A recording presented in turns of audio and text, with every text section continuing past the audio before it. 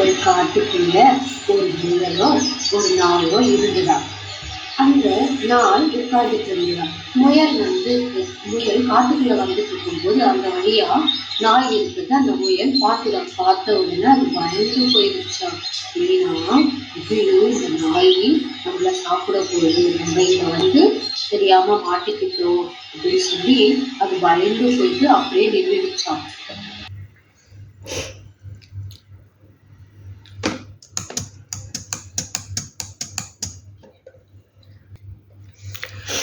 இப்போ அந்த முயல் அந்த டாகை பார்த்தோன்னே பயந்து பின்னாடி போயிட்டே இருக்கு. அது காட்டுல இருந்து அது இடத்த நோக்கி பின்னாடி போயிட்டே இருக்கா. இதே மாதிரி தொடர்ந்து அந்த முயல் வந்து போயிட்டு இருந்துச்சு. இந்த 4 நாட்களா இந்த டாகு முயலை ஒண்ணுமே பண்ணலைன்னு இந்த முயல் என்ன பண்ணுச்சு, நம்மள அது சாப்பிடாதுன்ற நம்பிக்கை வந்துச்சா அந்த முயலுக்கு. அந்த முயலும் கிட்ட போச்சா. போய் அது பேசுதா. என் பெயர் முயல், உன் பேர் என்னன்னு கேட்குதா.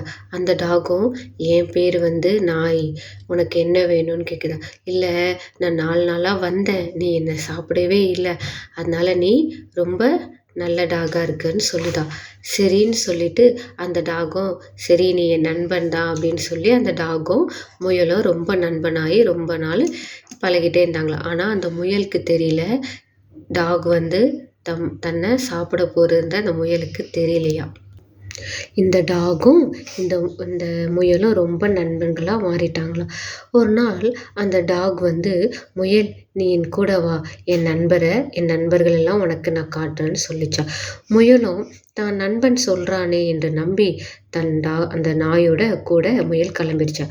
போய் பார்த்த உடனே அதை சுற்றி 4 நாய்கள் இருந்துச்சாம். அப்போ அந்த முயல்லாம் சரி இவங்கெல்லாம் நம்மளும் நண்பர்கள் தான், இவங்க நம்மள ஒன்றும் பண்ண மாட்டாங்கன்னு முயல் நம்புச்சா.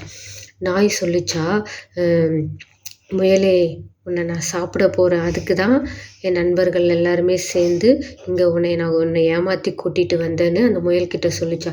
அந்த முயல் உடனே சொல்லிச்சா, நண்பா நான் உன்னையே நான் என் நண்பனாக தானே நினச்சேன், நீ இப்படி என்னை சாப்பிடலாமா அப்படின்னு முயல் கேட்டுச்சா. அழுதுகிட்டே முயல் கேட்டுச்சா. உடனே நாய் சொல்லிச்சு, இல்லை நான் எப்பவுமே உன்னை நண்பன் நான் சொல்லவே இல்லையே, ஏன்னா நீ வேற மாதிரி இருக்க, நான் வேற மாதிரி இருக்கேன், அப்படி இருக்கும்போது நீ நானும் எப்படி நண்பனாகும்னு சொல்லி அந்த முயலை கேட்டுச்சா.